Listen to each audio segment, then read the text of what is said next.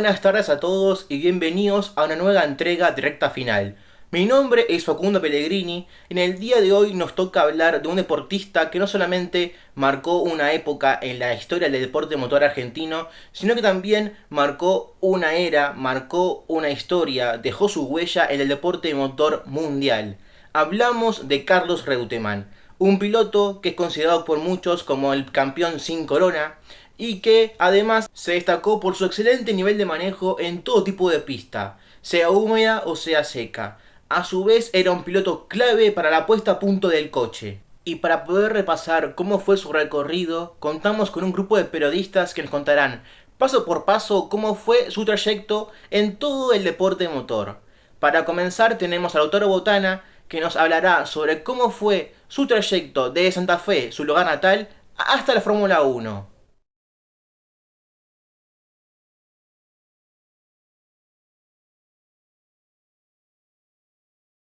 Así es, Facundo, vamos a estar repasando cómo fueron los inicios de este gran piloto.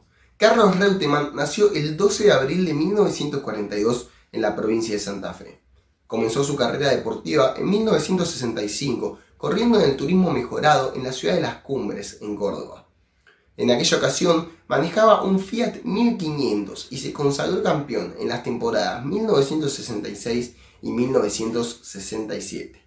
Luego empezó a correr en Sport Prototipos en el turismo carretera con un Ford Falcon y luego en la Fórmula 1 mecánica argentina. Estos buenos rendimientos pudieron catapultarlo a un paso un poco más allá, que sería el gran primer paso de su carrera.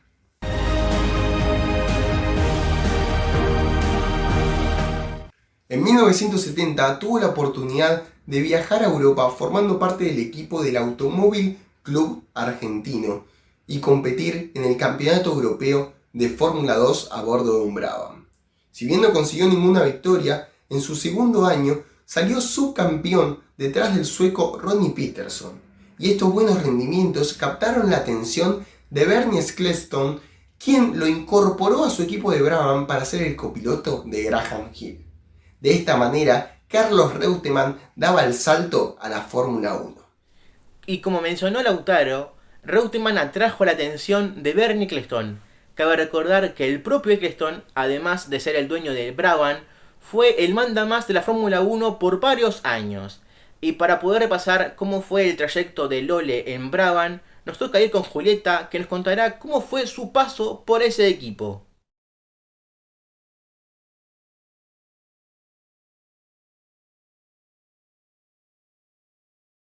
Así es, Facu, ahora nos vamos a meter de lleno con la primera etapa que tuvo Carlos Reutemann asociado a las carreras que fue ni más ni menos que con Brabham, donde hizo su debut en el Gran Premio de Argentina consiguiendo la pole position, pero que sin embargo no pudo llevarlo a cabo en la carrera, finalizando en el séptimo lugar debido a que tuvo que ingresar a los boxes, donde se demoró por un cambio de neumáticos.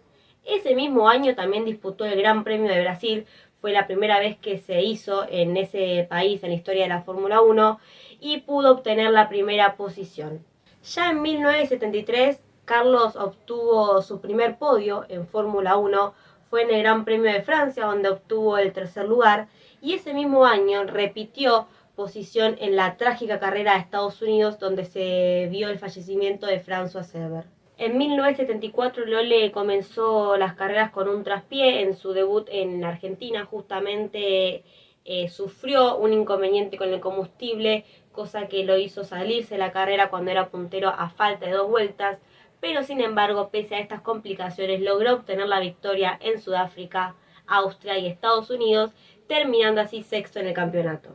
Ya el año siguiente, en 1975, Reutemann vivió una de sus mejores campañas en la categoría reina, donde obtuvo varios podios y fue protagonista de una de sus victorias más importantes en su carrera en el circuito de Nürburgring, aprovechándose del tiempo demorado de la lentitud en los boxes Niki Lauda. Para 1976, lo que parecía ser una carrera en ascenso para Lole comenzó a decaer debido a que Brabham empezó a implementar motores Alfa Romeo que se rompían constantemente. Esto provocó que el argentino tuviera que retirarse antes en 9 carreras, finalice solamente 3 y consiga puntos en 1. Esta situación desencadenó en que Reutemann comenzara a negociar a la vez con otras empresas y que sea inminente su salida. Una vez repasado cómo fue su llegada a la Fórmula 1 y su primera etapa en Brabham, nos complace anunciar que tenemos en comunicación telefónica a otro piloto que dejó su huella en el automovilismo argentino. Hablamos de Emiliano Spataro, que actualmente corre en Top Race, Super TC 2000 y Turismo Carretera. Para comenzar con la entrevista, me gustaría preguntarte, Emiliano, ¿qué te parece? ¿Qué significó para vos Lole Reutemann en el automovilismo argentino? Bueno, para mí Carlos Reutemann fue uno de los mejores pilotos de la historia de la Argentina, un gran deportista y en una época donde fue muy importante el automovilismo en el país gracias a que empezaba a globalizarse todo y la Fórmula 1 empezaba a ser televisada en el mundo. Llegó a la casa de todos los argentinos y eso hizo que tuviera una gran repercusión. ¿Vos pensás que la rebeldía que tuvo Reutemann en 1981 fue un factor clave para que perdiera ese campeonato? No, yo creo que la rebeldía es parte del ser un gran deportista, ¿no? Creo que fueron otras cuestiones las que hicieron que por ahí no logre el campeonato del mundo. Más allá de eso, muchas veces la diferencia entre ganar y perder en un auto de competición, donde pueden pasar tantas cosas, ¿no? Desde pinchar una goma hasta que un mecánico haya fallado en algo en alguna de las carreras del año. Hay tantos elementos en el medio que creo que el salir campeón o subcampeón en muchas situaciones, no en todas, es una cuestión de esa cuota de suerte que necesita el deportista, que Carlos no la tuvo, pero realmente tenía todo para ser campeón del mundo. Por último, me gustaría hacerte una pregunta un poco más personal. Me gustaría saber si tenés algún recuerdo de la época en la que Lole corría en Fórmula 1. Recuerdo mucho porque nací en el 76, creo que Carlos corrió hasta el 82, así que no me acuerdo mucho, pero sí mi mamá era muy fanática de Carlos, así que bueno, lo seguí durante mucho tiempo, o sea, analicé un poco y miré con curiosidad su carrera y bueno, realmente también me hice bastante fan de él, sobre todo porque en una época donde corría, primero que como exitistas que somos los argentinos, gran parte de los argentinos le dio un poco la espalda o lo criticó por no lograr el campeonato. Eso después de analizar un poco y mirar bastante su carrera deportiva, y sobre todo cuando pude correr en Europa, que me hablaban tan bien de él, me di cuenta de que, bueno, de que la situación no era como la mayoría de la gente opinaba acá.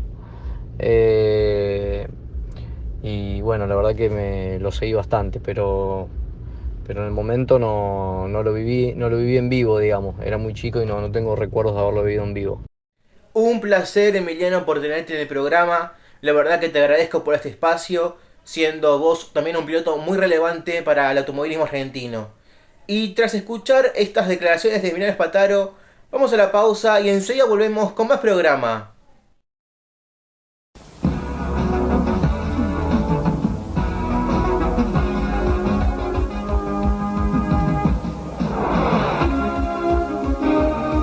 Realmente, el Regata es un auto de vanguardia. Tiene una gran agilidad. Es fuerte.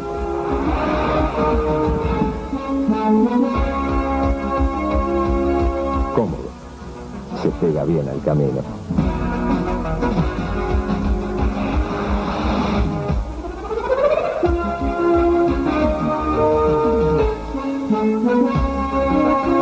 Hace todo bien. Sé que con el tiempo, todos los autos van a ser así. Volviendo de la pausa, nos toca hablar del paso de Lole por Ferrari. A raíz del accidente de Niki Lauda en Nürburgring, Enzo Ferrari llama a Reutemann para que lo reemplace. Sin embargo, tras unos meses, Lauda reaparece en el Gran Premio de Italia y Carlos es relegado al puesto de tercer piloto. Para comentar cómo fue su paso por Ferrari y por Lotus, vamos con Federico que nos contará más al respecto.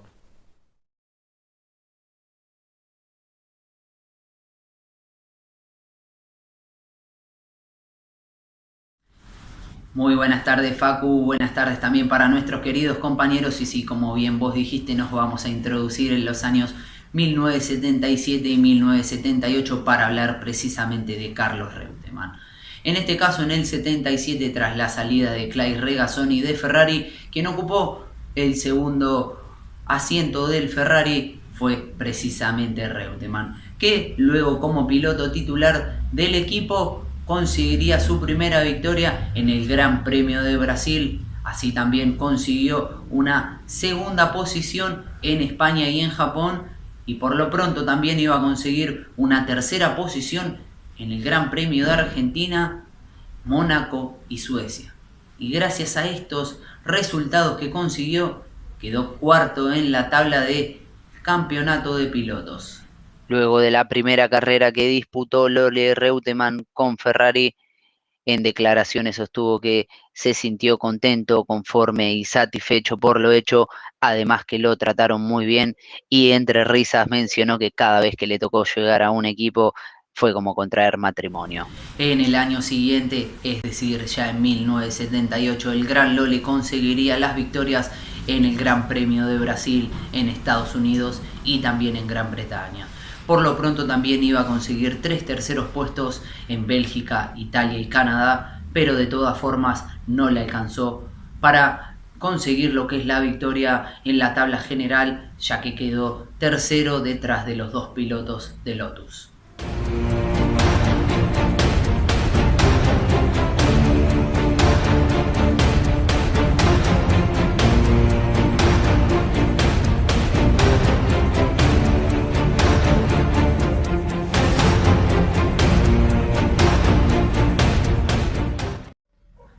Ante el fallecimiento de Ronnie Peterson, quedó un lugar vacante en Lotus y Carlos decidió unirse a ellos.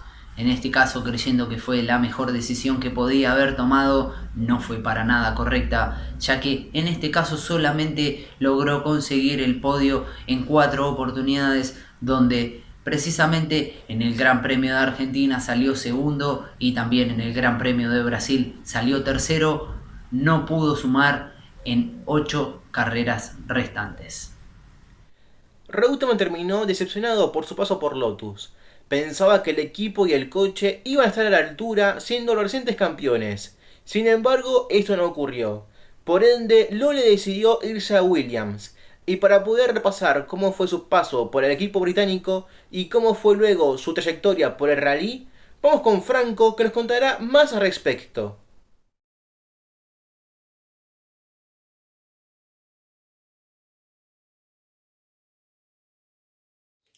Sí, en 1980 Reutemann quería correr en un auto más competitivo y para eso decidió emigrar de Ferrari a Williams, donde tuvo una temporada de maniobra mayor con 7 podios y el título del Gran Premio de Mónaco entre sus máximos palmares. Además, junto con Williams y su compañero de equipo Alan Jones, llevaron a ganar el Gran Trofeo de Constructores.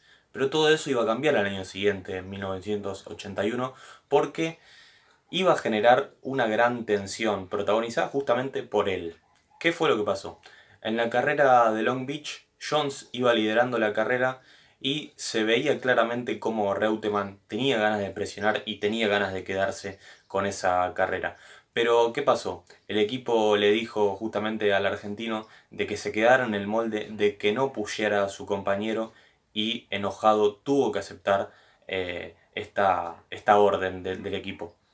Pero sin embargo, en la carrera siguiente no pasó lo mismo. En Brasil, y bajo la lluvia, era Reutemann el que lideraba la carrera y la orden del equipo volvió a bajar. Reutemann tenía que obedecer, tenía que dejar pasar a su compañero y es aquí cuando se produjo una de las imágenes más icónicas en la Fórmula 1 y para todos sus fanáticos con el cartel grande que decía Jones, Reut.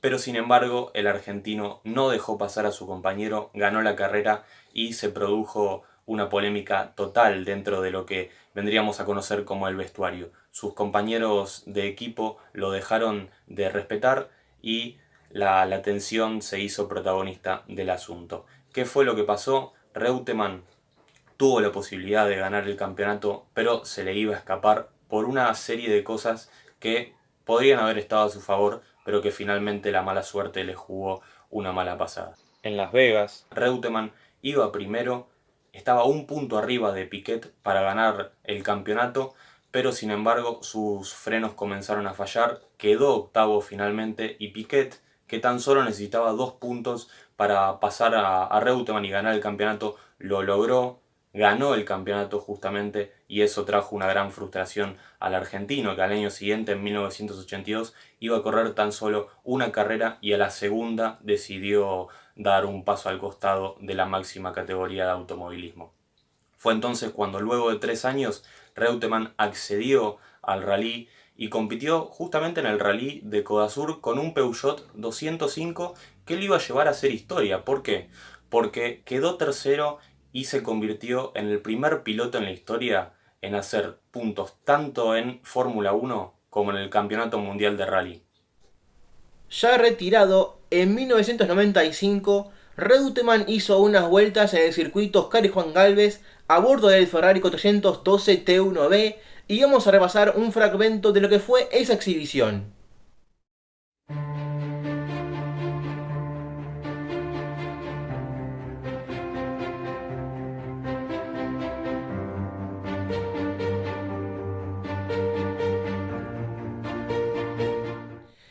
Llegando al cierre de este especial, también cabe recordar que Reutemann se dedicó a la política, siendo gobernador de Santa Fe y senador nacional.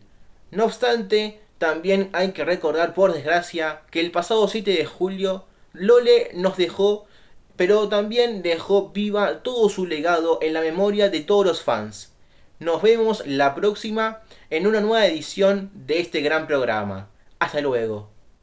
El tema de la Fórmula 1 yo lo puedo sintetizar así. Si yo pienso aquellos días que yo iba a caballo a mi escuela rural, que llegué a correr en Fórmula 1, era imposible. Imposible, no existe. O sea, si te diría, ¿lo podrías hacer de nuevo? Y no lo sé. No lo sé. ¿Qué es la Fórmula 1? La que yo viví es un laberinto visto desde arriba. Desde arriba es muy fácil ver un laberinto, porque uno sabe cómo va. En la Fórmula 1 vos te metés en un laberinto, y el laberinto tenía en aquella época el éxito, la fama, la plata, la tiene hoy actualmente, y la muerte. Está todo adentro. El campeonato, el quedar parapléjico, que es una cuestión que no tocamos, que es un tema muy complejo, y ese es el laberinto que encontré en Fórmula 1. Entonces a ese laberinto entró Peterson, entró Sever, entró Revson, entró Stewart, que salió campeón, entraron todos. Y entonces algunos están muertos, unos están parapléjicos, otros quedamos con vida, tampoco gané el campeonato, pero bueno, es la historia que es así, ¿no es cierto? Creo que en la vida yo conseguí muchísimo. El campeonato es una cosa que me da la impresión de que cuando crucé Las Vegas me dio la impresión de que dice, bueno, fue un tipo que tuviste mucha suerte, pero que gane el campeonato ya hubiera sido demasiado.